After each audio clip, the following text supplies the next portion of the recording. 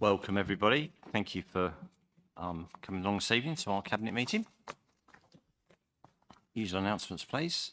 There's no fire alarm planned for this evening. Should the alarm sound, please leave via the nearest available emergency exit. Two of the closest exits are through the glass doors behind you and to my left, and through the double doors onto the riverside behind you. Please meet at Café des Amis. Members of the public are welcome to make their own recordings of this meeting using whatever non-disruptive method they think is suitable. We'd like to remind everyone present that the meeting is being filmed and made available to view in live and archived form via the Council's website.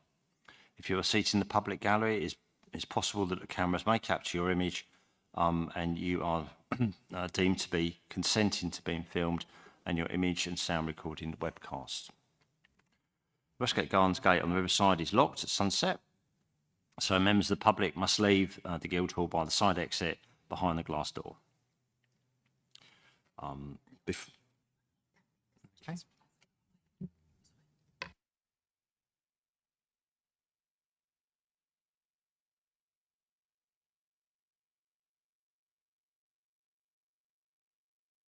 We, as you probably know, that tonight we have made the opportunity for all the public to speak to us, and we did have a speaker lined up tonight, but unfortunately they've not been able to attend at the last minute. So we move now through to the rest of the agenda. So thank you for that.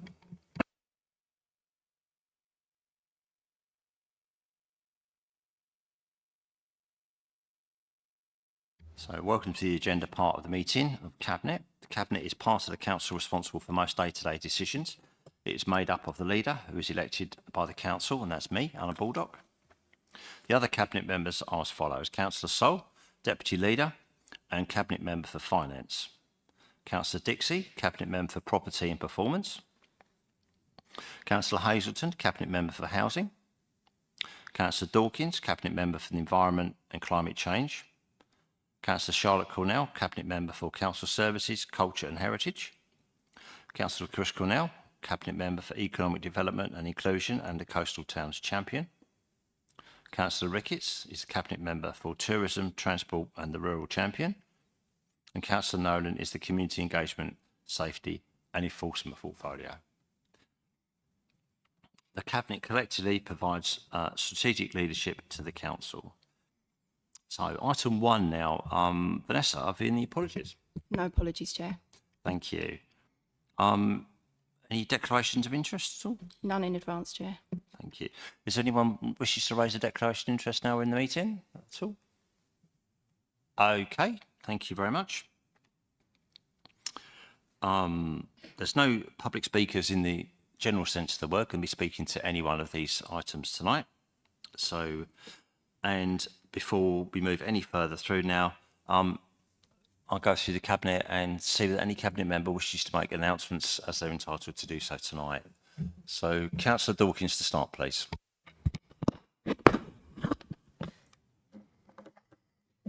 Thank you.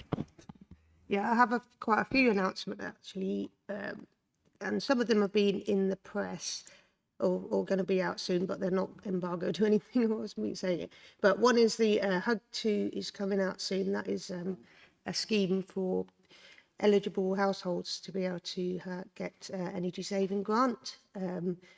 They will have to have an income of less than 36,000 a year, including benefits, and also have certain criteria. But the home improvements could include insulation, air source heat pumps, and the scheme is free, so I highly recommend it. So if you know of any people in your district that might be eligible for this, then please get them onto the council website before it's too late. Also, we have the Riverfest dates out. So that's the Canterbury Great Stour Riverfest that had its maiden voyage last year, and Councillor Cornell sort of headed that. But now I've got a portfolio, I will be doing it. And that's in September, from the 14th to the 22nd of September. So put it in your diaries, folks. The next point I wanted to make was that the first Climate Action Business Partnership will be happening this month, and it's been a long time coming, and we finally got it together to have this meeting, and that will include businesses and organisations from across the council to come together, talk about climate action and what we can all do to play our part. And also, carbon literacy training will be happening very, very soon. I believe that the staff will be undergoing this first and then the councillors. So those are my announcements so far. Thank you. Just a quick one on that, Mel. Can you, carbon literacy, what's that all about? Just so that we everyone, I think you've told me about it before, but it'd be good to just explain a little bit behind that if you can. Yes, so it's sort of recognising all the issue. Well, first off, you find out what climate change actually is, and then look a bit into all the measures that you might need to do to combat it, and then talking about greenhouse gas emissions and all the mitigations that are needed. So it's just kind of an overall view of anything climate action, really. You might think you know it all, but there's probably quite a few things you don't. So it's good background training for all our staff and all our members, yeah? Say that again, Alan, please. It's good background training for It's all very of good us, yeah? background training, and you've done it, haven't you, Councillor Ricketts? Yeah. It's an excellent 2-day course. I think part of it was the opportunity to speak to other people in other areas, talk about some of the issues that they deal with. I've just realised, actually, I don't think I actually filled in my final assessment, so I won't be getting the certificate, but it was well worth doing in and of itself. I know. I got my Knowledge for certificate. knowledge's sake. That's brilliant. Thank you very much. I've got Councillor Cornell and then Councillor Soul. So thank Just raising people's attention, PERDA does strange things to our comms department, and good projects which people have worked many months on sometimes don't get some of the recognition they deserve. So I just wanted to flag a number of the business development programs which effectively have gone live with the UK SPF funding. There's the Canterbury Business Growth Programme, which provides kind of free bite-sized training in a range of activities from finance to business strategy, HR, marketing and development, which is free to local businesses in the area. The first cohort worked with 38 businesses and secured £392,000 worth of plans which effectively people are going to invest in their business as a result. That's been run for us by Social Enterprise Kent. And then the Canterbury Green Skills for Business programme, which provides training for businesses about how to do some of their own stuff on carbon literacy and calculate their carbon sequestration. I can never say that word. And also doing some work specifically with construction providers to look at how they might be able to skill themselves up in retrofitting homes. That's being run by YTKO, and the information on how to access both is on the City Council website at the moment. That's fantastic news again. So Councillor Soul, please. Thank you, Chair. It's probably not escaped your attention that we had a general election last week. So we did. So I think it's worth just firstly acknowledging all the hard work of the council staff, both in the run-up to the election and then on polling day and at the count, where a lot of people put in a lot of hours to ensure that everything went smoothly. And we should also, I think, pass our congratulations on to Rosie Duffield and to Sir Roger Gale for their re-elections as MPs for this area. Indeed, I think that's reflected by all of us. And may I just make absolutely clear as well, when you say thank you to all the staff, you actually mean all of the staff that sit behind and actually do all of the jobs that have to be done in council, even though we're having all the excitement of an election. So I think they need a real thank you as well. So I think we'd all agree on that. It went incredibly smoothly, and we appreciate the whole team for that as well. So thank you for that. Really good.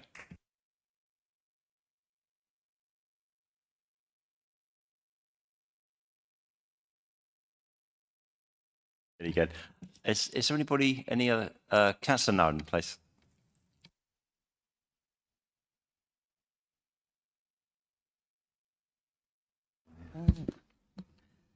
Confusing. I just wanted to note something which is of importance across the district and elsewhere, that sadly Massimo Tedici, who has had a civic award from us, passed away last June just gone, and he was one of the co-founders of the Via Francina, which starts in Canterbury and goes to Rome. And there will be a ceremony to commemorate his life in the cathedral at some point. I'm working with the cathedral authorities on that. So I just wanted to say, to mark in our minutes, as it were, that we noted his passing. Thank you. Yeah, thank you, Connie. It was sad indeed, but also what a memorable occasion that's given us a huge legacy that we can be proud of going forward as well. So, the final thing I was going to say really is I intend to write to all of the MPs that border our district, and with your grace, just to congratulate them on their re-election, and also invite them to meet me or to all of us, or whatever they feel is appropriate, just to discuss their ambitions and our ambitions, to make sure that we can work together as we should be doing as an administration, I think. And we'd like to break the ice and get that going, if that's okay with all you guys. Thank you very much.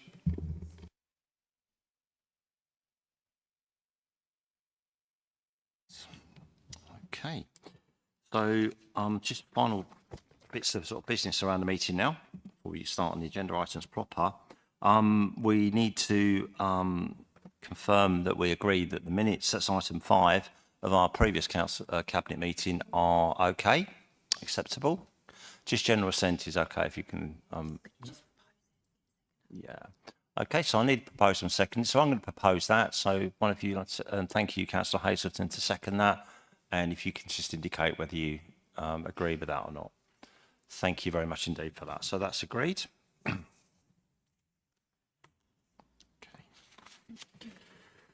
Right. The next bit, I think, is always a worthy item to bring to the attention of everybody listening and everybody here as well. And that is where we refer to the committees that advise us and steer us in our decision making. And we had the reference this time to the Overview and Scrutiny Committee, which was held on the 13th of June, and Scrutiny Committee on the 26th of June. And I actually was able to attend one of those, and I know other cabinet members attended as well. So I thank both of those committees for their input into our agenda tonight, and the minutes written up were incredibly useful to us, I think, in our reflections on that. And if anyone wants to make any particular comments, I'm very welcome to do that. So, Councillor Hazleton. Yes, thank you, Chair. So I noted at the Overview and Scrutiny Committee on the 13th of June in minute 61 that it was drawn to their attention that the Older Persons Working Group was being chaired by a member of the Cabinet, which was contrary to procedures. I noted that with particular interest because I have been that chair. So I sought clarification from the officers who looked into it for me and then reported back that the original Older Persons Working Group had been convened under the old arrangements before there was a cabinet system. And so the previous chair, Joe Howes, then became the cabinet lead, and that was fine. And so we continued with that when the administration changed in May of last year. Anyway, subsequent to that clarification, and thank you to the officers for looking into it, I have said that I would like to step down from that so that we fall in line with, the current arrangements. And we're in the process now, I think quite amicably within the Older Persons Working Group, to appoint a new chair, and we'll be meeting next shortly, and that will be confirmed. Thank you. Yeah, thank you for that, Councillor Hazleton. It was actually a really detailed piece of work that was put into that. Lots of comments about housing in that meeting, which were really useful as well. So, very much so.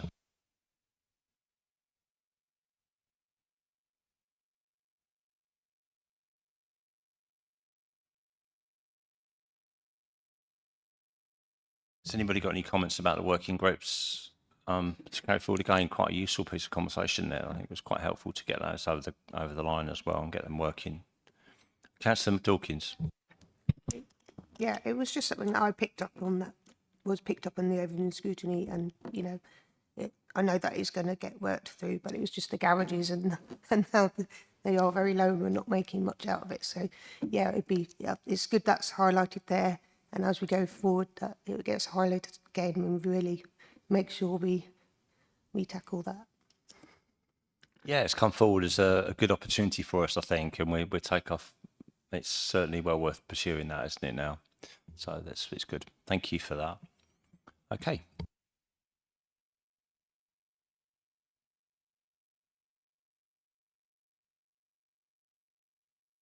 Right, now, so as not to upset anybody with our normal pattern of tradition here, so I'm going to suggest that we have a little swap round of the agenda. Don't know, just this adds interest to the occasion, doesn't it? It's got to, hasn't it, really? Not, So what I'm suggesting is, because we've got quite a few officers here for 2 items, and some of the other parts of the agenda much more about us just noting and discussing items that have been passed by other committees and what have you. So I'm going to suggest that we take probably one of the chunkier items, which is item 10. That's all about our new LATCO and the Civica item next, and we can work our way through that while we've got some help with us as well. And then after that, we can have the next item, which is chunky, which gets back onto the agenda, which again is about our new market arrangement. So are we all okay with that? Yeah, that's great. So in that case, we'll take item 10. So let me just get this right before we start. So,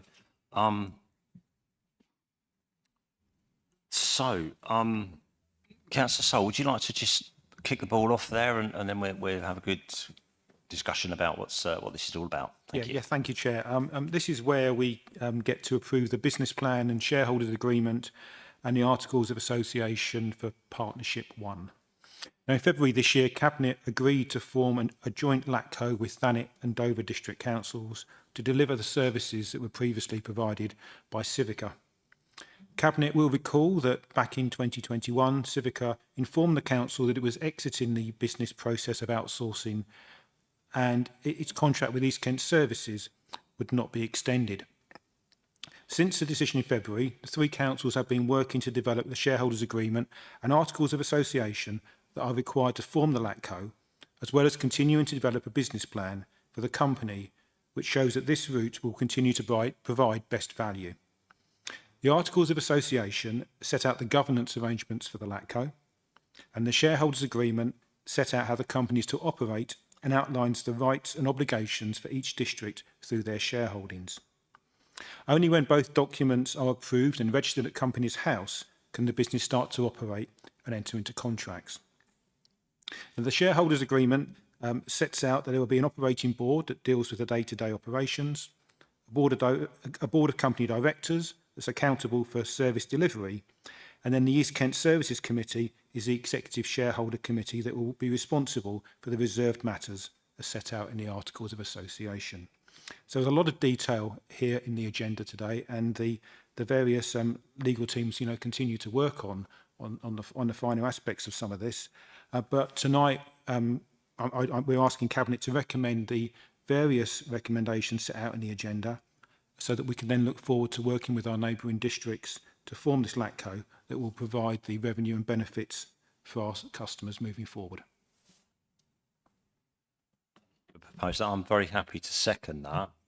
And just for absolute clarity, so people can check this after as well, what we're dealing with is item 10, which is the supplementary item 10, which shows the few changes that from the original version, which we all voted to approve way back, as Mike said.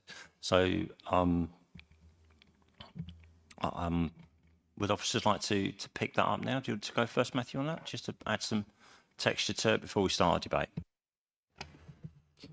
Thank you, Chair. I think that pretty well covers everything that I would have said. So thank you very much for that, Councillor Sol. The one thing to point out, perhaps, is the reason for the supplement and the late report, for which I apologise. The advisors to the three councils have suggested that the reserve matters are actually tiered, such that tier one or part two of the reserve matters are all matters that have to be agreed unanimously by all three councils, whereas the items in part three can be agreed by majority. And this should allow the operation of the new LATCO to function well without the necessity for unanimous agreement on absolutely everything that is contained within the reserve matters. The other change from the papers that were originally published was a flipping of who makes the recommendation and who makes the final decision on those reserve matters. So previously, it was intended that each of the cabinets would consider the matter in hand and then refer it to the East Kent Services Committee. It's now been recommended to us that actually the East Kent Services Committee makes the recommendation and each of the cabinets then makes the final decision. So it gives a little more power back to you and each of the authorities. Obviously, the proposal that is put to each cabinet would have to be agreed in the form proposed. Otherwise, you end up with inconsistency between the cabinets, which wouldn't be helpful to anybody. So that has been written into the shareholders' agreement so that it's clear, and it was felt to be a significant enough change that we should republish the papers and ask you to approve the latest version. Thank you.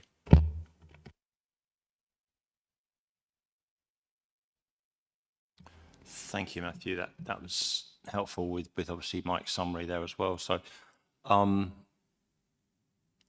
going to go through the questions. I've got Councillor Hazelton to start. Yes, thank you. I just wanted to thank both of you for explaining that, because when we were looking at this earlier, in its much earlier stages, my only reservation was about the sort of the authority and decision-making process in the event of disagreement, and it's been made much clearer for me now, and so I might have been a bit slow on the uptake, but now I fully understand and fully support it. Thank you. Yeah, I think when we were talking earlier on, Mike, wasn't it? We agreed on that. I think it's flipped the right way now, and it's given us the final sort of block there. It's just to sort of say, hang on, well, this is not quite right. And I am confident. I think the other thing we all have to would make really clear as well is that we are part of a arrangement where every one of those three authorities, us being one of them, will have the same level of service and agreed service all the way through. It won't be like a pick and mix, and that would just be a disaster. So we've got that, and that's why we need to be doubly careful that we all agree in what we're going to do. So I think we can do that here. So I'm very much more comfortable with that as well. Councillor Dixie. Thank you, Alan. It's been projected that this arrangement should save the council a significant amount of money, a very significant amount of money. This will be monitored, I hope, and reported back to us on maybe on a 6-monthly basis. I think I'll take that, and I think the arrangement we hope will make some savings, but probably in the longer term, not instantly. But it certainly should not cost us anything more, and we should get a far better service, or as good a service as we get now.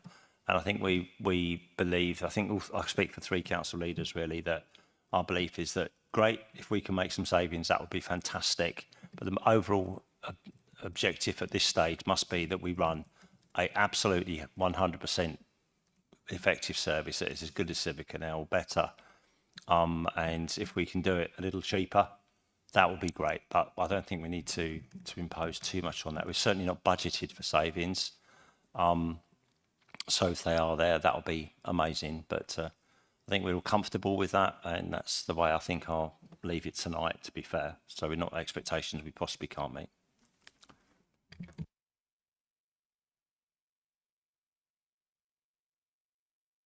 Okay. Right. So is there any questions at all? If not, I'll just put this to the vote. Okay. So be really clear now. So I've got Councillor Sol has proposed items 1 to 6 on the agenda supplement, which is item 10, on pages 3 to 5 of that agenda supplement. And I am happy to second that. So it's just to repeat, it's the agenda supplement items 1 to 6, pages 3 to 5 of that agenda supplement, agenda 10. So that's what we're voting for. It's just that whole block of items there that kick this along now to the next stage of the process, where we can start to firm up the arrangements. Okay, so a vote for is a vote to accept those proposals.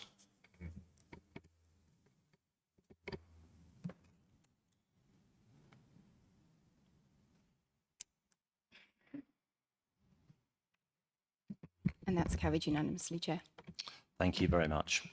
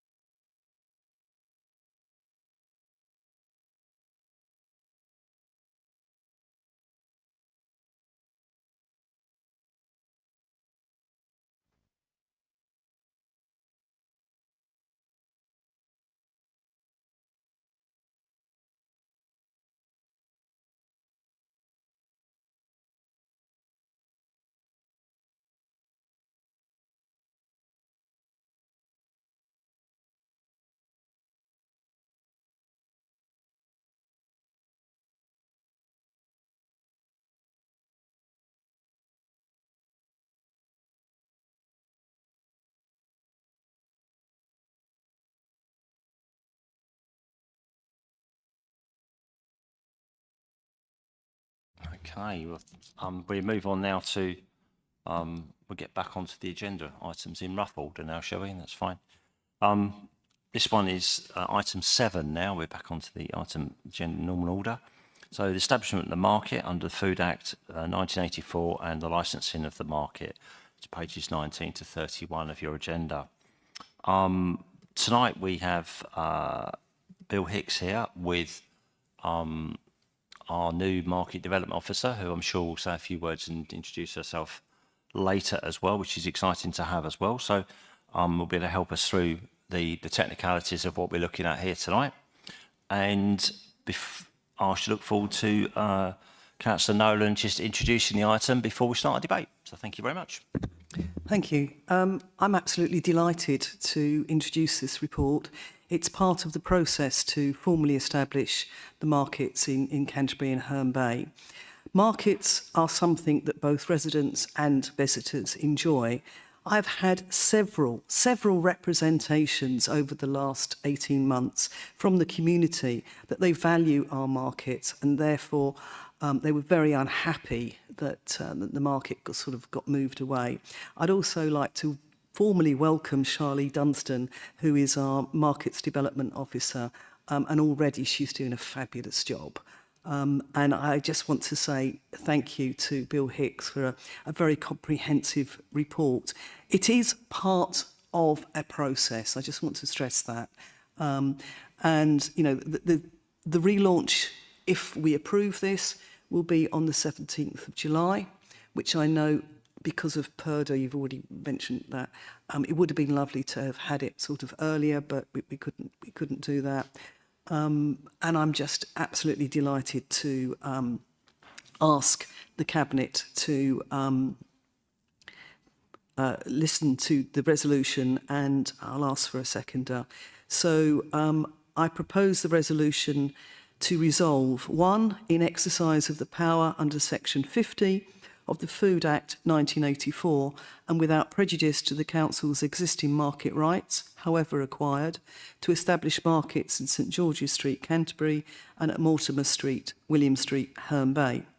And 2, to recommend to that the scheme of delegation from Council to officers set out in Part 8.1 of the Council's Constitution is amended, such as that D26, which is delegated to the Director of People and Place and the Service Director for Place, is replaced by the wording set out in the agenda. I'm not proposing to read the whole thing out. Do I have a seconder? Thank you, Councillor Ricketts.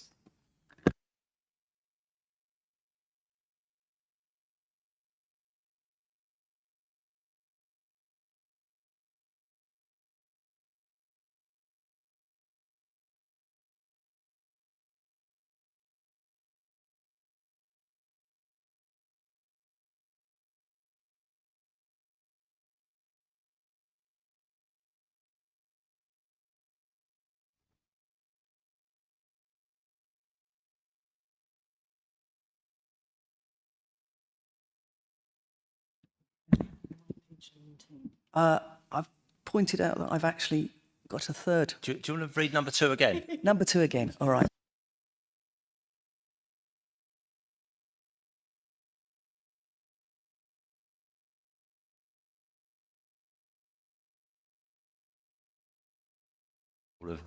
Whole of number 2, Connie, would be easiest, thanks. So, as they say in the musical, from the top.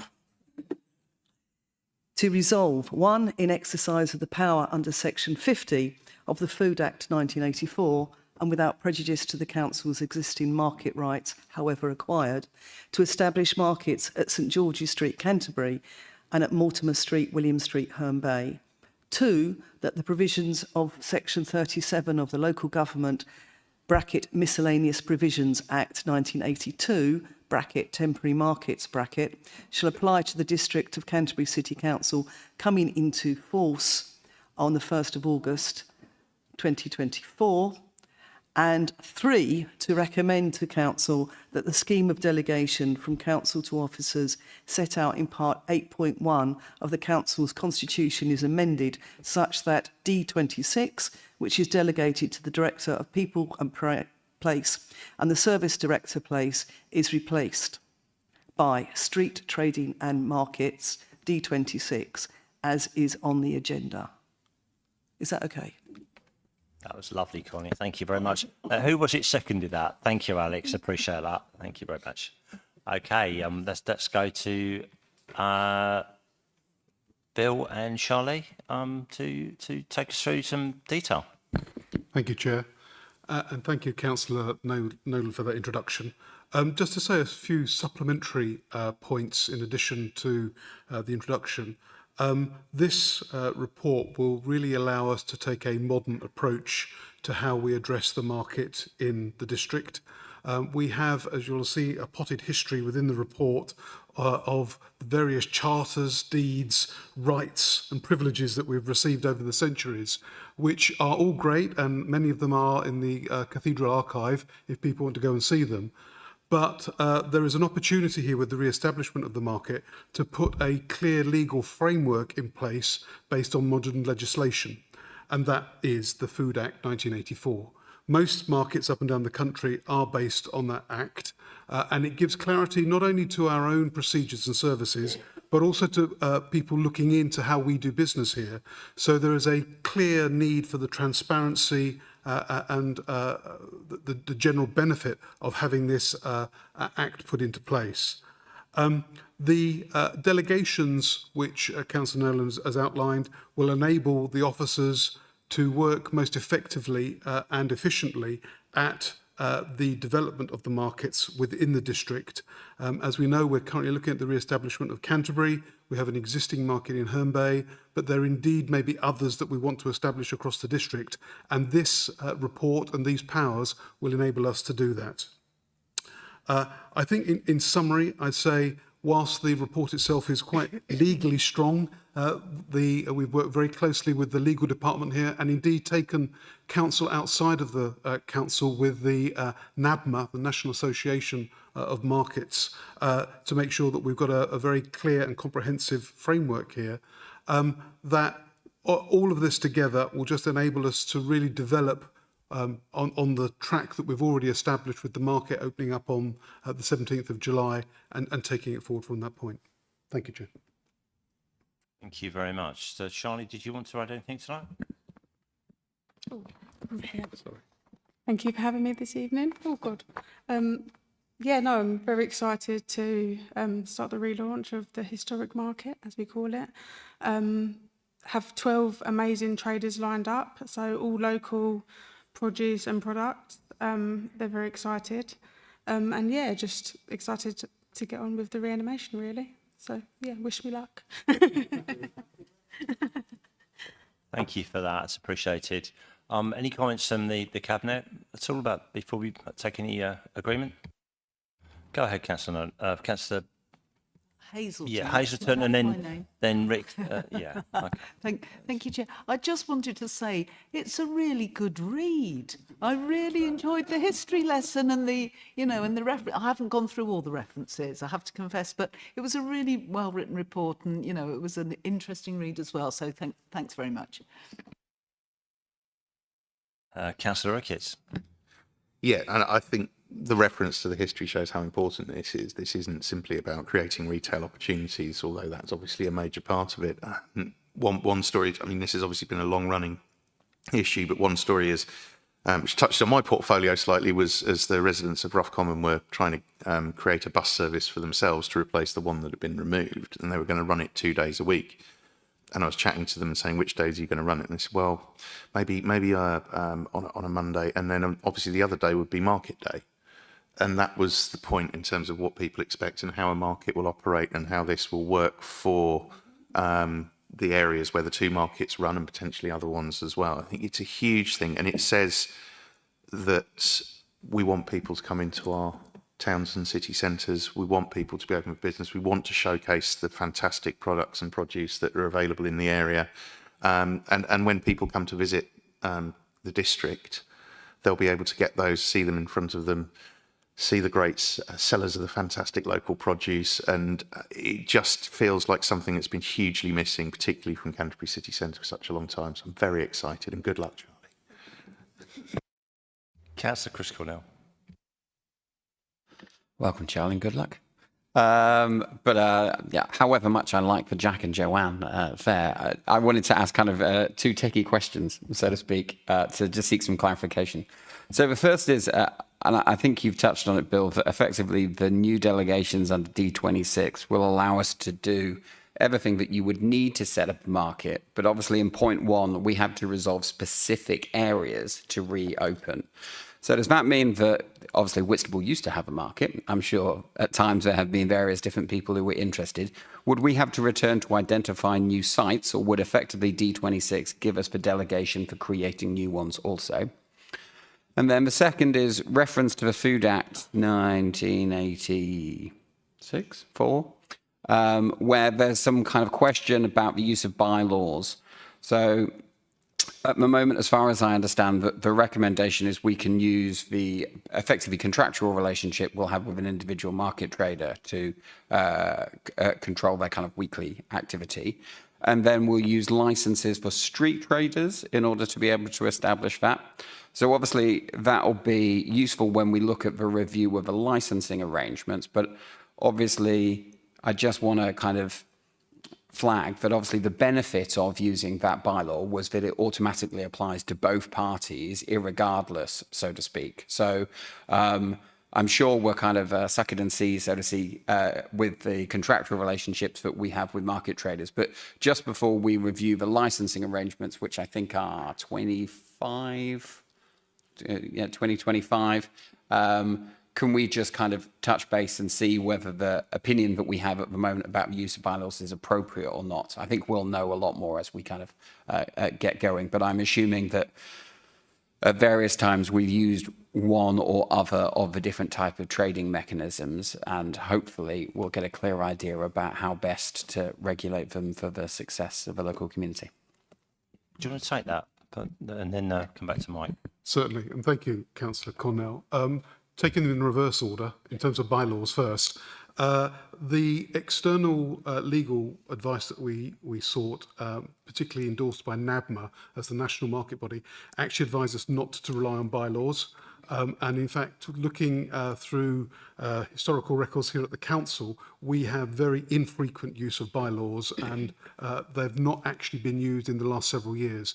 So as a tool, they're not terribly effective. So the reason that we've tried to not bypass them exactly, but actually concentrate more on that contractual obligation through terms and conditions with the traders directly, is it's a much more positive and constructive approach on how to deal with markets in the modern day and age. But I take your point, and I think it's worth putting bylaws on that list for the discussion as we go forward in terms of that broader sort of licensing concept. But certainly within the markets concept, that it really hasn't been fit for purpose, which is why we're moving to that modern framework. With regard to your first point on D26, in fact, looking back at the old delegations that we had, they didn't cover all the eventualities that we wanted to do. The benefit of the update that we're suggesting here today is that it actually gives the power to the Director of People and Place and the Service Director of Place to actually make all those relevant decisions locally, working closely with portfolio holders and with the Cabinet, so that we can actually make a much more effective on-the-ground operational decision about where we want markets, how we want them to function, and how we actually deliver them to the people. Councillor Sol. This really is something to celebrate. You know, 2 years ago, in opposition, both our parties were fighting against this, the closure of the market. The consultation responses were pretty much ignored, and it was done purely for budgetary reasons to save a few pounds, whereas we really recognise the benefit of the market to the district, to our residents, the footfall it brings in that also helps other traders and other businesses in the city centre. And just because it's taken us, a year to get through all of this, and we're perhaps a little bit weary, having come up, this has been on so many agendas for the last year, but let's not miss the opportunity of saying, well done to everyone who's kept going on this. And in 2 weeks, or a week or so's time, when people can go and buy their fruit and veg and their fresh bread and everything else they can hopefully buy there, I think people would be really pleased the decision that we've made to bring this market back. Yeah, I think that's absolutely spot on. I'm just, reflecting back on it, as you say, it's been a long time, but I think on balance with all the discussions we've had, just taking that little bit of extra time to know that when we open the market very soon, on the 17th, it's going to be a really good starter, and it can only go one way and be better and better as the weeks go by. So, I have every confidence in the team, and I think it will be amazing. And animating the centre of our city, and then hopefully Herne Bay in a similar manner in not too long away, is the way that we actually grow our business. And it's all about business growth in our economy and our city and our towns. We need to support our businesses. That's what we're going to do as a Cabinet and a council. So this is just one big step in that way. Loads more to do, no complacency, but that's our first step, isn't it? I'm really, really proud of that one. So let's just do it. So if there's nothing else to say, I think we've had the proposal and seconded, haven't we? And the reread twice. So, we know what we're voting on. So a vote for is to accept and recommend those proposals.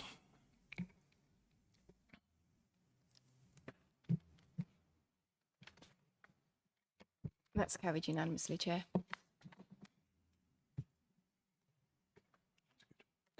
That's lovely. Thank you for that.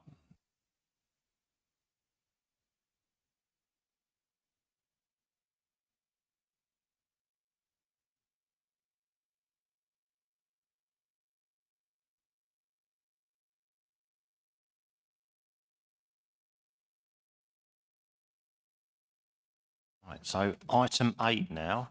Something that's got people into trouble in this last campaign, I understand, but I'm far be it from me to say anything out, but it's a fair bet, I guess. And this is item 8, is to permission to consult on the gambling policy. This is, this council needs to give permission for that consultation to go ahead. And I will ask Councillor Ricketts to take this item now, because Councillor Bill and then Bill Hicks is still here now to answer any technical questions that we need about this consultation before we approve or not to go forward. So over to you, Alex, please. Thank you. Thank you, Chair. We have to periodically renew our licensing policies in various areas, and already out for consultation are policies on scrap metal and sex establishments, which are hopefully relatively uncontroversial in that it's not a huge area of activity in either of those in the district either way. The reason that we decided to bring the gambling consultation forward to Cabinet for extra discussion is this is an area that has caused some controversy in the past, and I thought it would be useful to have a conversation about it in Cabinet before sending it out to consultation, just to make sure that we're happy about what we're consulting on and the questions that we're asking people. So very briefly, what we hope to resolve tonight is to approve that the draft policy is sent out for consultation from the 15th of July until the 9th of September. And then once that consultation is completed, the outcomes will be considered at Cabinet on the 8th of October. So first of all, could I propose that, and do I have a seconder that we... Thank you. Thank you, Councillor Nolan. Appreciate that. So very briefly, and we're not proposing any major changes from what it was previously in terms of the consultation. We are putting it out there primarily for people to have their say on it. We're not sure whether we expect a great deal of interest in this area, but I think it is important to highlight it. The consultation questions, which aren't included in the papers, but obviously will be published fairly soon, it's a very, very simple consultation, which is asking people who they are and where they are, as you have with every consultation.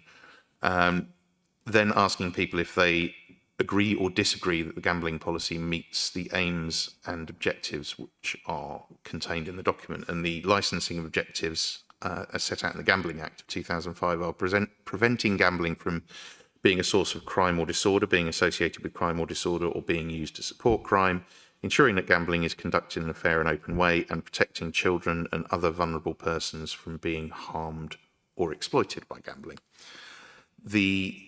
There's also several other things in there which are contained in the papers about what we will be consulting on. I think there's obviously an opportunity for people to provide more detail into that consultation as well. And in the past, there's been some issues. Now, it is a problematic area, and we are aware of the issues that gambling has in various communities and individuals, and it is right that we take this with due consideration. Gambling is, of course, legal in this country as well, and as a legal activity, then we have to have a licensing framework for it, and we have to ensure that we, as the council, are making sure that that legal activity is carried out in a way that absolutely meets with those objectives. I think the policy as prepared covers that adequately, so I will be proposing, obviously, that this goes out for consultation and voting for it to go out to consultation, but I would be interested to hear from Cabinet colleagues if they have any views on this and if they're happy for it to go out. So I shall open the floor. Oh, sorry, that's your job. Done it very well for me. Thank you very much. Not a problem. Is there anyone who wants to make a comment, or are we happy for this to go out to consultation as it stands at the moment? Bearing in mind, okay. Are we happy with that? Okay, so we've got this agreement now, proposed and seconded. So proposed by Councillor Ricketts, seconded by Councillor Nolan, that this document goes out for consultation. So a vote for is a vote to put this document for consultation.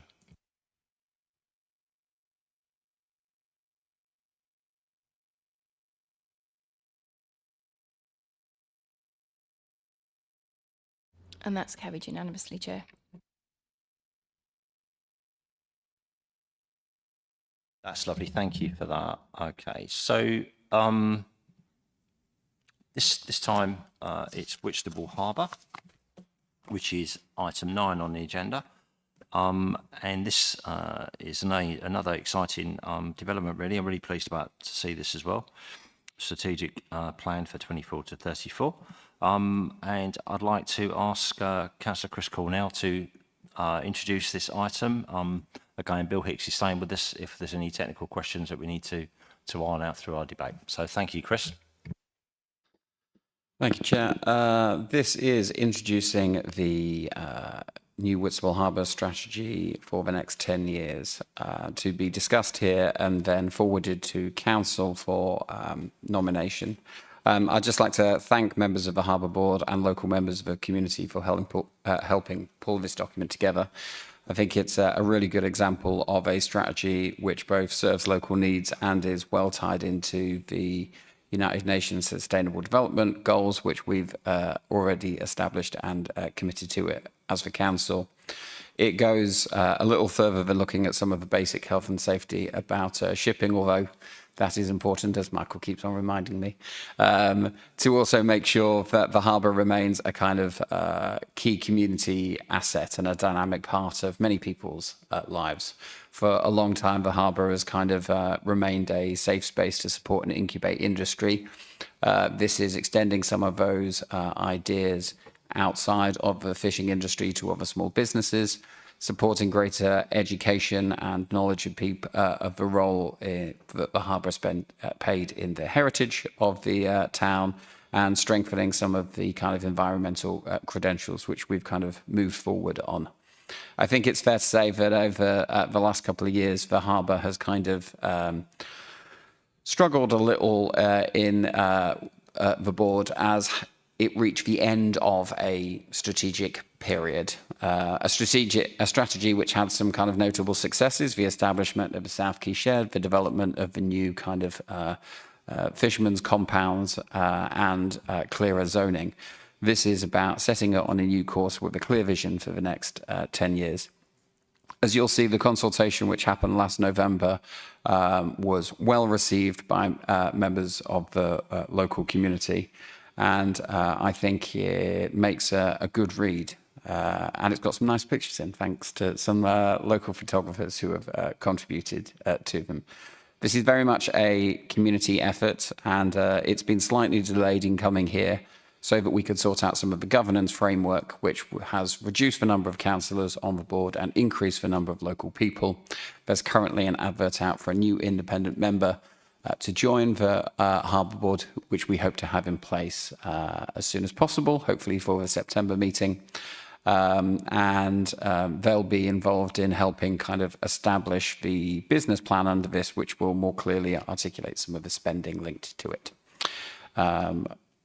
Thanks very much. In that being the case, I'd like to formally recommend option 1, that I've never found the right place, that we adopt the Whitstable Harbour Strategic Plan for 2024 to 2034. Could I have a seconder, please? That's lovely, thank you. So Chris is proposing that. That's a Dixie is seconding that, and we can obviously vote on that in a moment or two. I've got Councillor Dixie to come back on it. I said at the Whitstable Harbour Board meeting, which considered this plan, that I've lost count of how many corporate plans, strategic plans, business plans I've seen pass through this council. But this is one of the best, if not the best. It is a superb plan, and if you haven't read it, I really do recommend it to you. A huge amount of work went into it with the local community and with the independent board members as well. But real credit has to be given to Liam. He worked his socks off on this one, and it really does show. So I do recommend this to you. It sets us up for another 10 years, as Chris said. Thank you, Chris, for all the work you did too.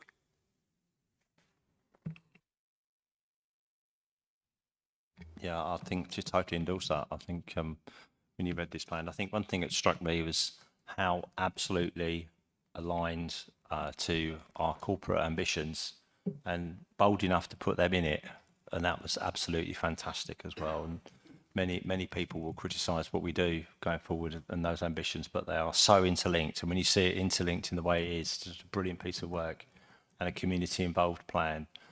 You can very much see how those development goals are so key to what we do going forward and how we link these things up. So absolutely brilliant. I'm very happy to do that. I'd like Bill to make some comments first, and then I'll come back to you, Matt, if I may. Thank you. Thank you, Chair.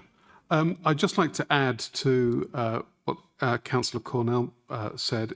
with specific reference to the 3-year business plan, actually, which is currently being worked upon and will be sent out to the Harbour Board members over the summer, leading up to the annual public event in September, which I think, again, is testimony to that public transparency and engagement with the public in that locality. It's worth mentioning that the business plan will be working on the first 3 years of delivery of the strategic plan that you have in front of you. It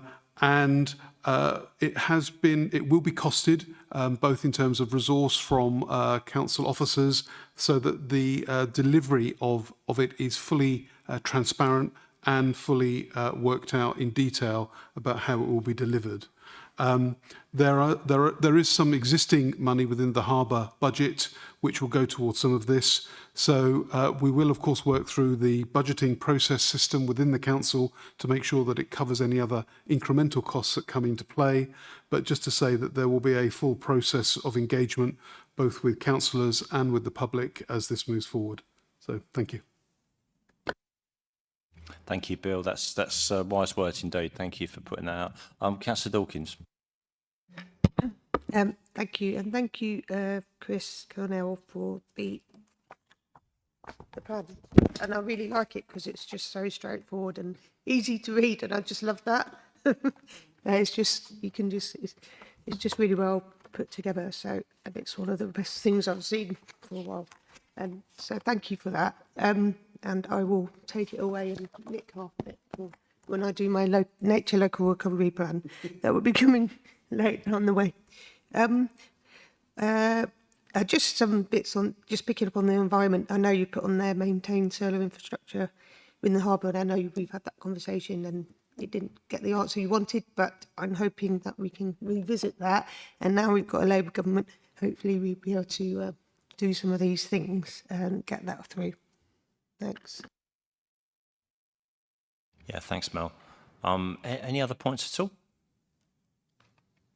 Okay, so when we go to a vote on this, we'll be voting. Sorry, Councillor Nolan, please do. Sorry.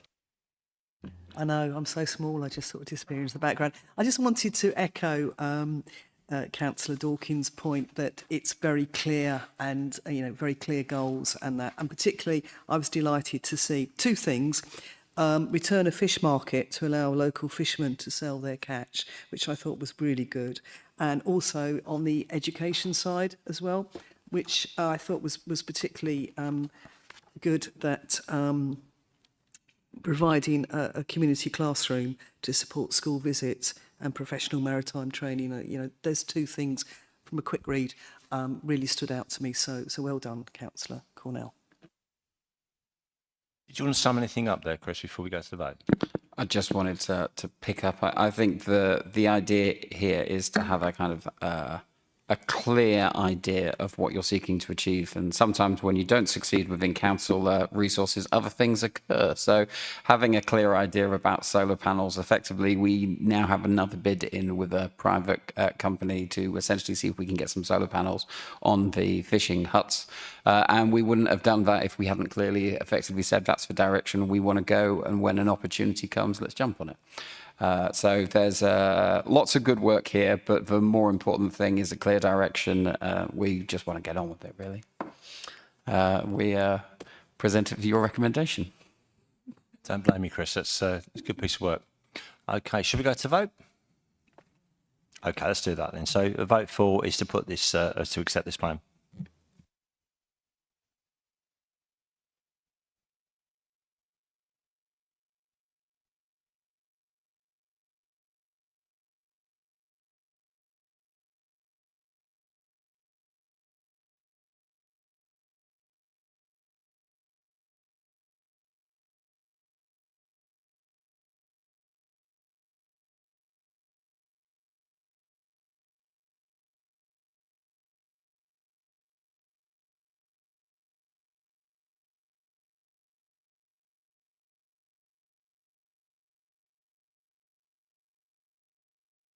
Can we vote again, please? Thank you.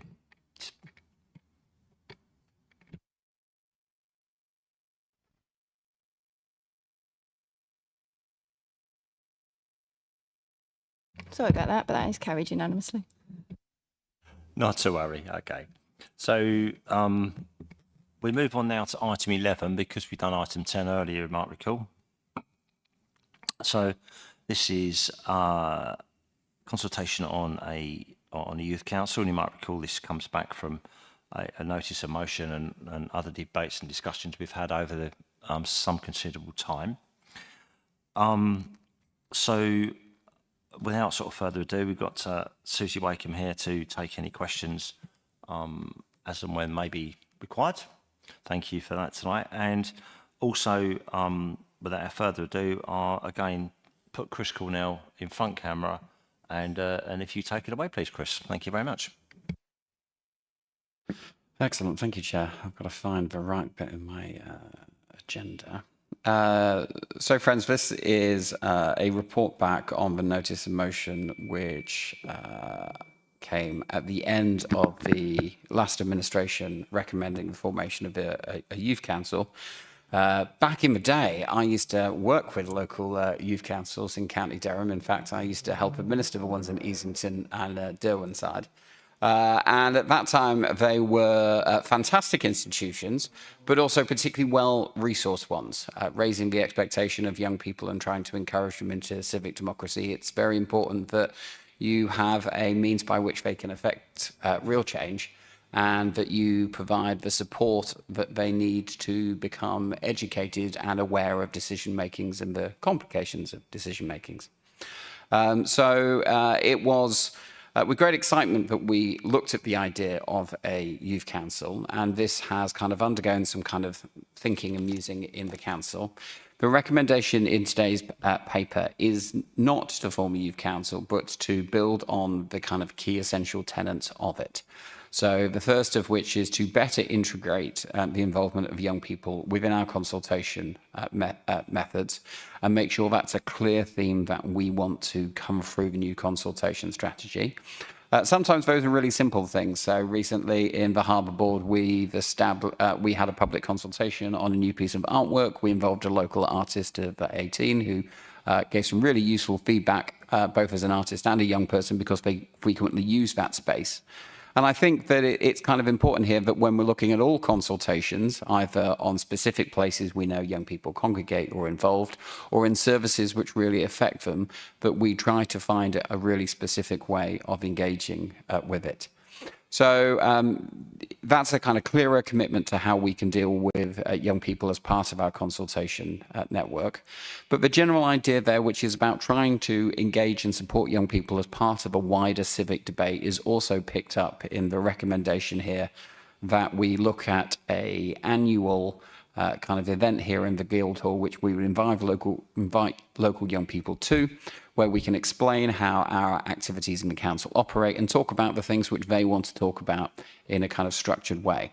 And we can do that by building positive links with existing youth forums which already exist within the district. So the Kent Youth Forum already exists and has 5 or 6 representatives. And for a large amount of the time, whilst they're representing the interests of local young people up at Kent, we could also make better use of them in the consultation and discussions of the issues that we have here.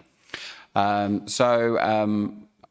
thank members who were involved in a kind of workshop where we started kicking around some of these ideas, and effectively recommend the proposals to you. So do I need to read all of option 1? No. I'd like to resolve that we take option 1 within the paper on page 148. Could I have a seconder, please? Councillor Sol. Thank you very much.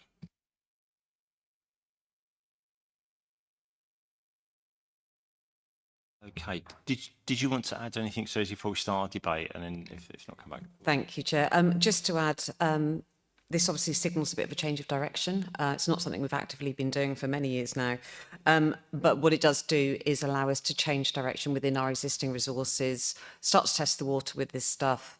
But also, it's come at a really good time because we're currently reviewing our consultation strategy, which has enabled us to embed this approach in that strategy. It will be coupled with a toolkit for officers. So the idea is officers learn skills to be able to engage young people in the consultation exercises they're doing, where we think it's going to be interesting to young people and will actually engage them.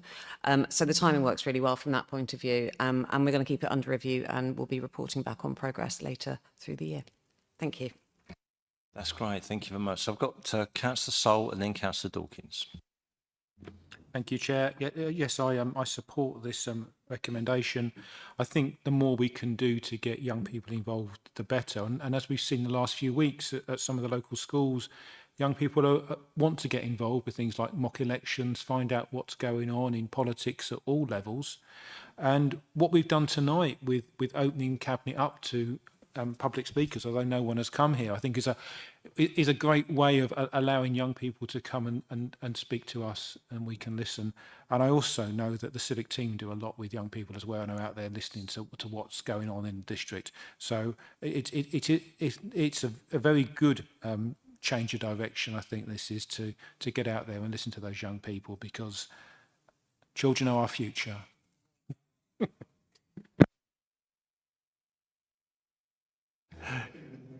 Councillor Dawkins.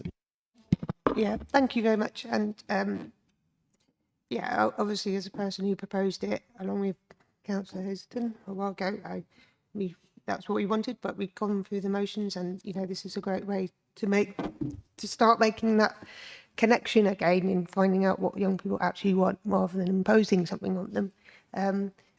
So I'm looking forward to it. I think I mentioned at a meeting that would be great to come look at this again, have that review and maybe consider that we do this again, with the new government. There are some things in there in the mandate that were about youth and youth hubs and doing more things for young people. We might even be lowering the age of voting to 16, so this might be pertinent. We might really need something like this to get people on board. So I'm looking forward to this and hoping that, to make sure that we do come back to it at some point. But you know that anyway, and you're nodding your head to the people who can't see you. Well, thank you. Yeah, thanks, Mel. Some good points. Alex. Yeah, really, just leading on from that last point, I think that obviously we're slightly constrained by the things we can do, and very clearly this isn't something that we have to do. It's something that we want to do and something that we should do. I suspect a lot of the people, particularly on the members' benches, and I'm not going to speak for officers on this, were probably the kids at school that were interested in politics, and that may or may not have influenced the number of parties they were invited to join at the time, which probably explains why we're members of a party now. But it shouldn't really be that way, that it's something for just a few kids to get involved in and something to seek out. That we have just come through a general election with incredibly low turnout of voters. There's a lot of disillusion. Trust in elected politicians is at an all-time low. And worryingly, a number of votes cast for various parties that perhaps some of us may not agree with seem to be getting some traction with younger people as well. And I think that younger people are looking for answers. And I think it's important that we're one of the first places they should be to provide those answers to those questions. So I think this is a very important step in the right direction. I hope it is the first step of many steps in the right direction that this council will carry on. Something I'm quite looking forward to as well. I think that it can be a lot of fun with it as well. But I think this is an absolutely vital thing that this council is doing, and the beginning, hopefully, of much better engagement with everyone in the district. Councillor Nolan. Thank you. I was shadowed by a young student who was studying politics, and it was very interesting to engage and discuss with him various things. I also have come across, and I'm sure my fellow councillors have found this as well, people who completely misunderstand the democratic process in the UK, and they conflate it with the American process. And the number of people who thought that they were sort of in a presidential type election was quite interesting. And at the end of the day, I think we need to be careful about our resources, but we also need, as has been said, we need to make sure that we are changing the direction and we are involving them. And the best way to catch people is when they're young, and sort of, countering ideas that they get from the internet and things like that. I think it's just so essential to do this. So I very much welcome this. Do you want to come back there, Chris? Yeah, I just wanted to summarise, as Alex picked up, essentially, this is not something that we need to do, but I think something which we acknowledge as an administration we should be doing. And more importantly, kind of is about changing our approach to consultation rather than necessarily collecting numbers. It's about starting conversations and building relationships, and that effectively puts us in a space which is having conversations with these types of with these young people, which we wouldn't be doing in the past, and which hopefully, Mel, we can kind of use to keep a kind of measure on where we're at and how this piece of work is going forward. Yeah, totally agree. Absolutely, 100% support this. I think it's fantastic. And I think, to me, being a young person, you ought to have all the choices available to you, and you make your mind up in your own way and your own time, and do whatever you think is right in your heart. And to have the choices is really important.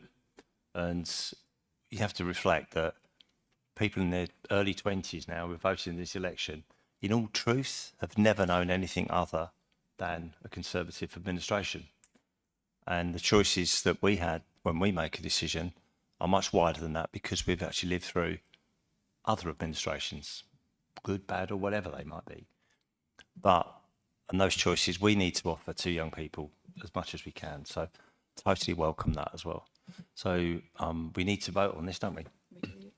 So it's been proposed and seconded very ably by Chris. So to vote for is to push this through to the next cabinet, isn't it?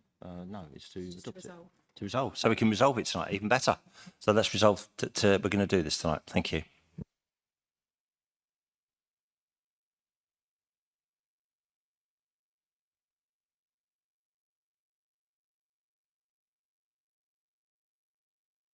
And that's carried unanimously, Chair. That's great. Thank you for that. That's something to look forward to, very much so. Okay, just give me a second.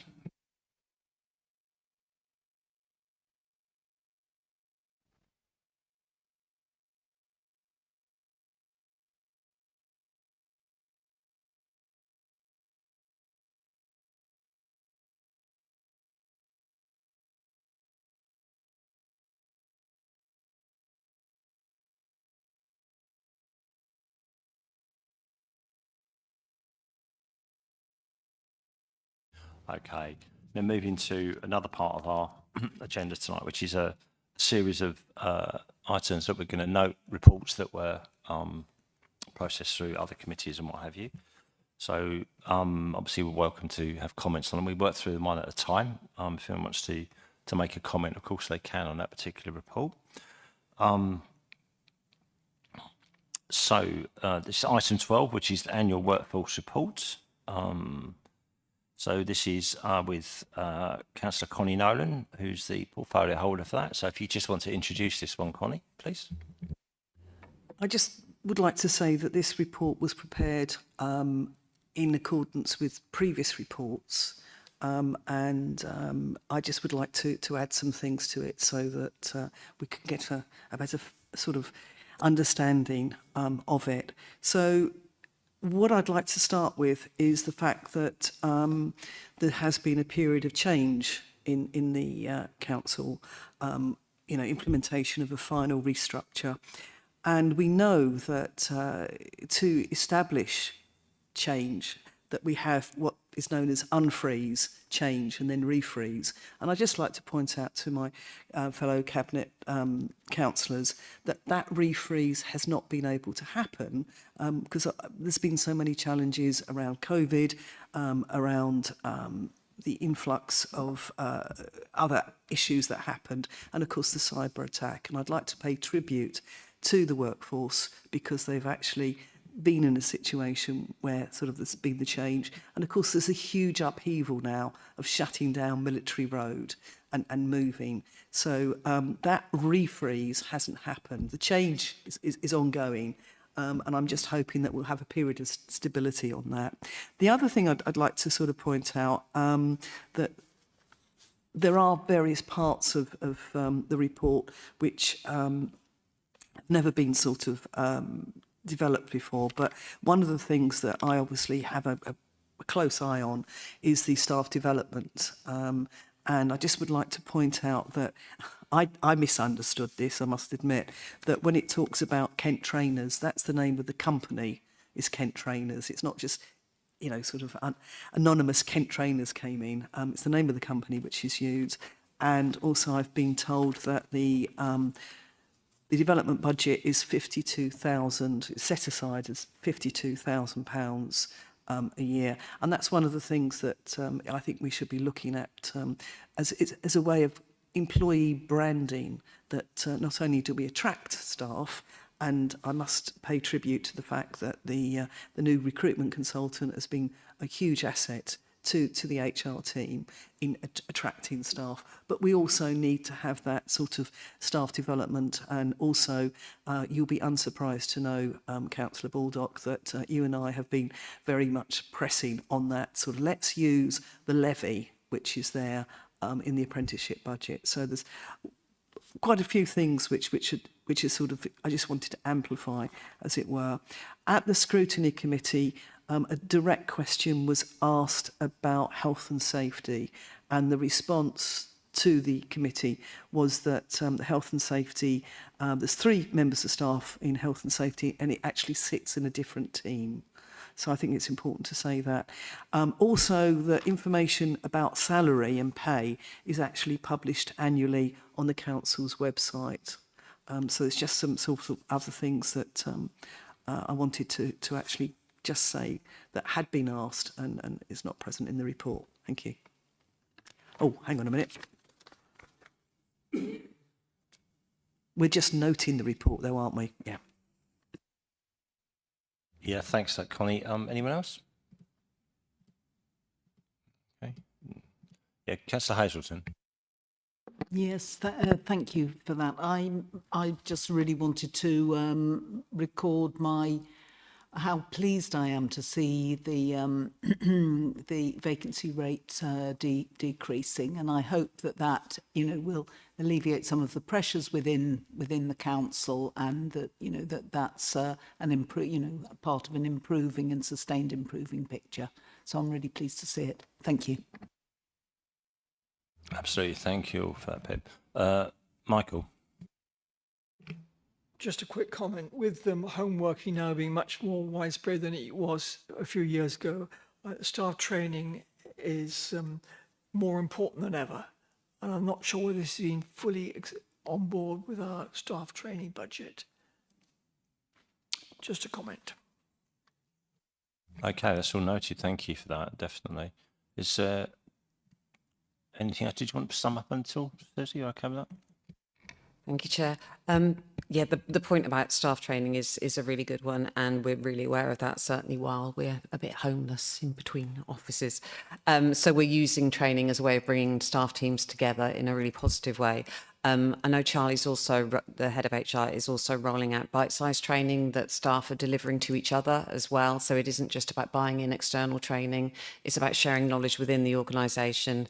And that's on top of the staff briefings that are mentioned in the report as well. So it's an evolving picture, but yeah, it feels like it's heading in the right direction. And using staff to train other staff, actually, when you do training, you actually improve your own skills as well. Absolutely. So it's a win-win, isn't it? Absolutely. Thank you, Chair. That's great. Okay, I think just note this report. If we're all happy to that, then thank you. See, sort of positive response. That's really good. So thank you very much for that.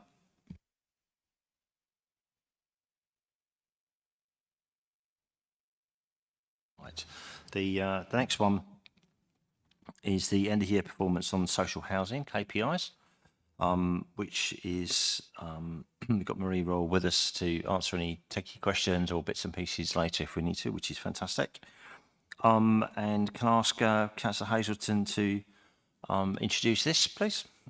Yes, thank you. So this is about the KPIs for the year 23-24, and I wasn't able to attend scrutiny sub that looked at this on the 26th of June, but I just wanted to put on record the fact that, you know, their comments have been listened to and noted and very much welcomed as well. So I did send my apologies to that committee that I wasn't able to be there. Some things that I wanted to run through. The first one, I'll actually come back and I'll ask the Officer Marie Raw to speak a little bit about, is the capital programme. There's been a significant underspend, and so I think she's best placed to talk to us about the plans and the reprofiling and so on of some of that. Compliance and so on. I think a lot of the areas we've performed pretty well. In some areas, very well indeed. And people will be aware that we changed our repairs contract at the beginning of this financial year, and so we'll be looking closely at performance in comparison as this current year rolls out. There was something that I wanted. Okay, so I was very pleased. So I think the main thing that I wanted to say was really about the efforts that the housing teams go into to support tenants when they're in their properties. So it's about tenant sustainment, about not getting into arrears. That's good for us, it's good for our budget, but it's also good for our tenants. And I've really been impressed with the resident engagement panels, which I attend, and I go to the neighbourhood events. And I think that housing staff are really working with tenants and tenant reps to understand what their experience is of living in our housing stock. So I'm particularly pleased to see that. And I always learn something when I go there. People have always got something that I may know theoretically, but people's lived experience is always much more powerful. So something that I'm talking to officers about is also going out to do some on-site inspections. I think where we have our biggest area that we need to be concerned about is complaints and complaint handling. Some of that is about communication, and some of that is about the reality of the service that we're actually providing. And I'm working with officers to kind of drill down into what are all the elements of why our complaints are too high. So what I'm looking to do is to do some visits to repairs and planned maintenance sites, so that I can see for myself, the quality of the work and where it's not going well, what it is that's leading to tenant dissatisfaction. And I'm also looking with officers to drill down into the training that staff are given in initial response. I've always said, as a consumer of services, I don't expect everyone to get it right straight away, but the way I judge an organisation is what they do about it when it goes wrong. And so that's an area that I know officers are keen to improve on, and that's something that I'm working with them on improving too. I think that's all I wanted to say. I'm happy to answer any questions or pass over, but I did want to go back to the issue about the capital spend. So could I ask Marie to talk to us a little bit about that? Thank you. Please do. Thank you. Thank you, Chair, and thank you, Councillor Hazelton. I think with the capital programme, what I would say is that the budget for capital works is always a very fluid thing. There's always lots of influences, so contractors' performance, the procurement process, changing regulations and legislation. And all of that impacts on your capital programme. So we do keep it under very close review throughout the year. Last year, obviously, you know, that being said, that there was an underspend. We still spent 251,000 on Cranmer House with replumbing, new boiler and decks. We still delivered a kitchen and bathroom replacement programme. We did the pitch roof replacement programme that was planned, windows and doors, and upgrading of communal bin areas. So that being said, there was an underspend. The reason for the underspend was a variety of reasons. So with the fire prevention budget that we had earmarked, we had material delays, we had a change in contractor midway through because we were tackling performance. So actually what we did, we rolled over funds into this year and we've actually phased the work to be delivered. Obviously we're undertaking the external wall insulation works at Windsor House. It was planned for last year. Again, there's been change in legislation that's been coming through. So actually that work is being undertaken this year. And again, the budget's been rolled forward. We did earmark 750,000 for energy improvement to our properties. But what we've decided to do is make sure that the data is good enough and correct and accurate. And we're working towards wave 3 of the Social Housing Decarbonation Fund to make an application for this year. Some of the void works capital budget went unspent. However, that enabled us to reprofile the budget. And we actually put 470,000 into doing disabled adaptations in our stock, which helped clear some of the waiting lists that we had. And the other thing that happened last year is that partway through the year, we were aware that there was an opportunity for some funding to acquire properties through the local authority housing fund. So again, some of the capital underspend that we had went as match funding towards refurbishment of those acquisitions. We brought 19 properties through that scheme just in that 12-month period. So, yeah, and I think the other positive to say is that we've talked a lot about data at these meetings previously. We've now resourced the stock condition work, and we've got stock condition surveyors out and about and pulling together that data. So that will help with future programmes. Yeah, thanks very much, Marie. That was really helpful. Thank you. Yeah, I totally agree. It's really good. I think also we all agree that having a straight honesty about what's actually happening is a lot better than hiding behind figures that just look good. And when we have more and more data available to us, we may actually find things that are more worrying. And that may or may not be the case. But I'd sooner know about them rather than bury them. So that's not the sort of council we want to be. So I'm totally happy with all of those things. So let's do it. Councillor Sol. Thank you, Chair. I do think it's worth acknowledging the difficulties that we have within the housing revenue account, and the things that have happened in the last year: changes of contractors, new software, high inflation.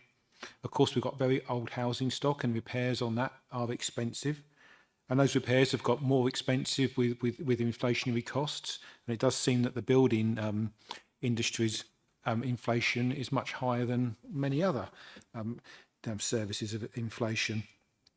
We've got the historic loans within the HRA we've still got to pay off. And as Marie said, there's been changes in legislation. And of course, the cost of living crisis has affected our tenants as well. But there is, despite all of this, I think, and all of the difficulties, and it will continue to be difficult for a number of years, we have done a very good thing in the last few days, and that we have acquired 67 new council homes. And this is this is the way forward, buying new homes that will at also a very, very good price compared with our predecessors who seem to spend a lot more on a lot less. That way we can provide decent quality homes for our residents, and they will, it will be cheaper for us as well because there will be less maintenance costs on them and so on. So I think we've got a plan moving forward, or the start of a plan, and I think rosy days are ahead of us, but we've got some rough water before we get there.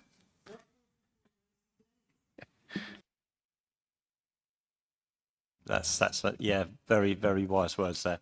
Is anybody else to come look on that bit, please? Yeah, I just wanted to come back, and while I agree with everything you say, Councillor Sol, I was hoping to keep that bit of news to go to full council next week, but there you go. but it's good news, and we can celebrate it several times over because it is very good news. And seriously, in terms of a strategy, and looking at the condition and fragility that is a reality of the housing revenue account, that acquiring new properties and disposing of old or non-standard properties is definitely our strategic direction, and we'll be looking to see what more of it we can do as soon as circumstances allow. Thank you. Yeah, thank you for clarifying that. It's really good. So, anyone else? Councillor Charlotte Cornell. Yes, thank you. Slight sidestep onto the enforcement cases and the breakdown of those. And this is pertinent to some of the issues I deal with in the community that I represent. You've got the highest proportion of sort of warnings are for drug offences. You've got 20 listed there. But there's no sense, perhaps, in those closures of which are repeat warnings. I just wonder if there's any sense of getting which of those repeat visits. And obviously, they're not leading to notice served. And sometimes these houses are in some of our most vulnerable communities. I'd really like, it would be useful to perhaps to get a sense of where those repeats and hot homes are occurring. I wonder if it might be pertinent to separate drugs and drug dealing. In any future breakdown, there being a sort of differentiation perhaps in the anti-social behaviour and community impact of those two things.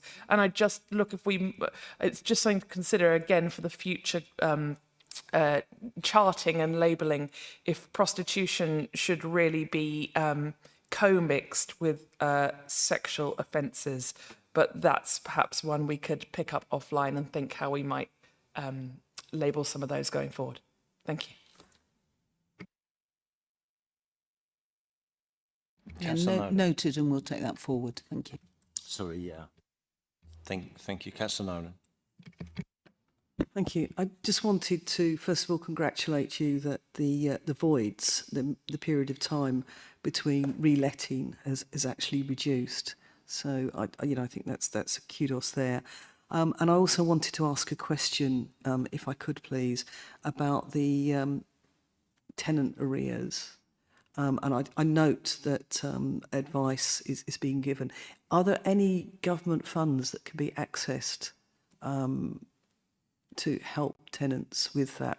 I've heard of something called LIFT, which I haven't been successful in sort of finding on Mr. Google, but it's something to do with councils can identify where there's problems, access the government funding. So if you could just explain that, I'd be ever so grateful. Thank you. Yes, please. That'd be good.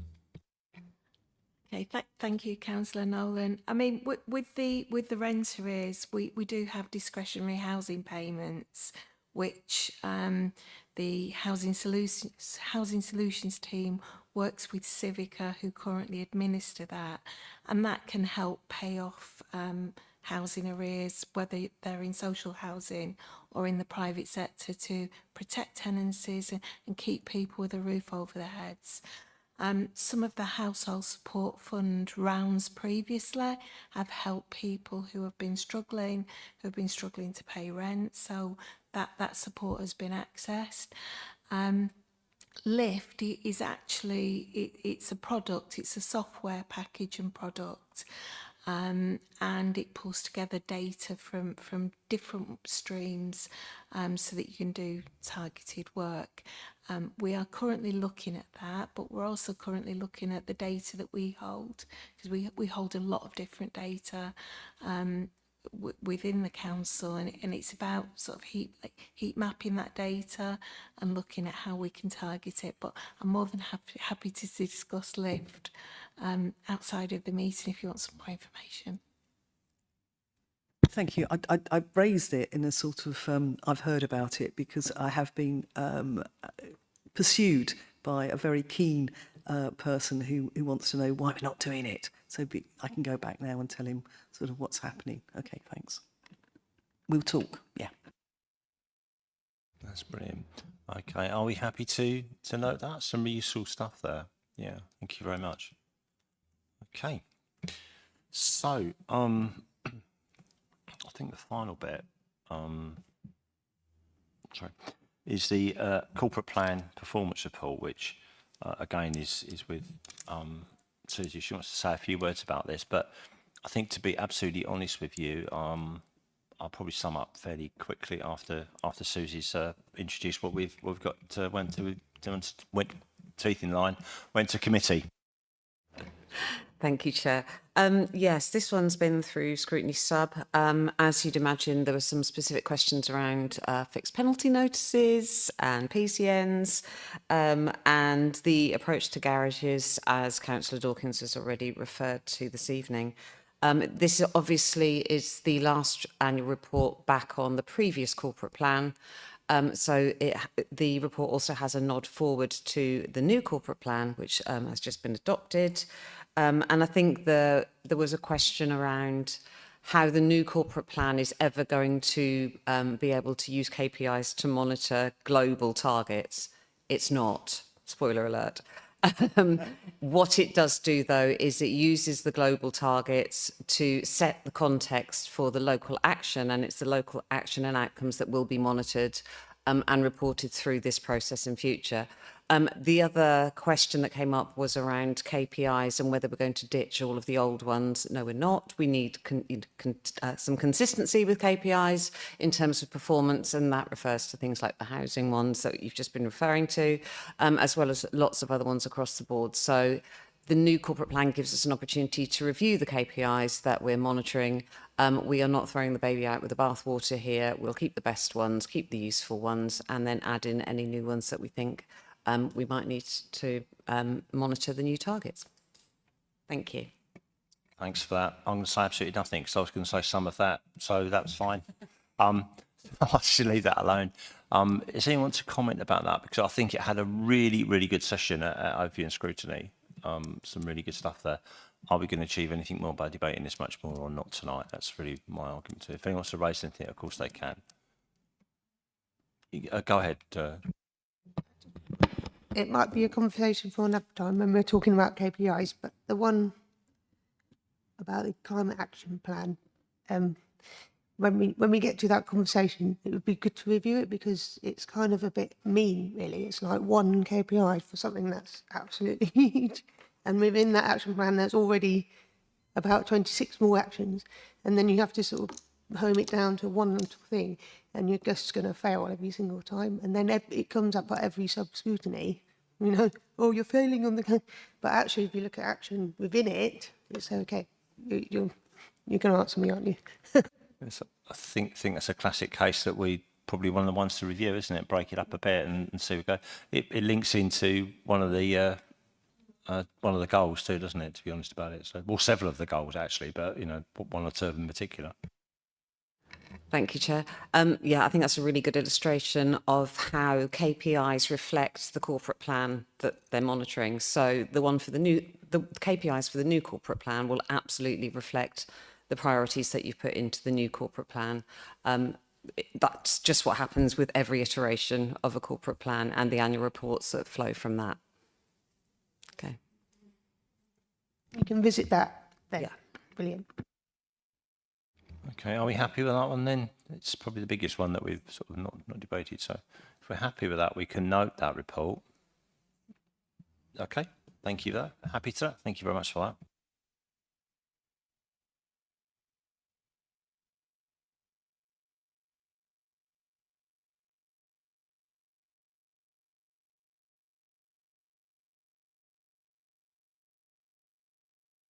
I was just making sure, absolutely sure I hadn't missed anything out of the agenda because of my normal shuffling motions at the beginning of it. And, okay, so this is part B of the agenda. There's some nothing in this part of the agenda to work through. There was a meeting to look forward to after the summer break, all of you, for your diary, which is the 30th of September, which is a special meeting of Cabinet, because we just thought it would be lovely to get back together again. And we've got so much work to get through. We're not going to wait till the next one, so we need to get that one in space. So look forward to that. Pop it in your diary, please.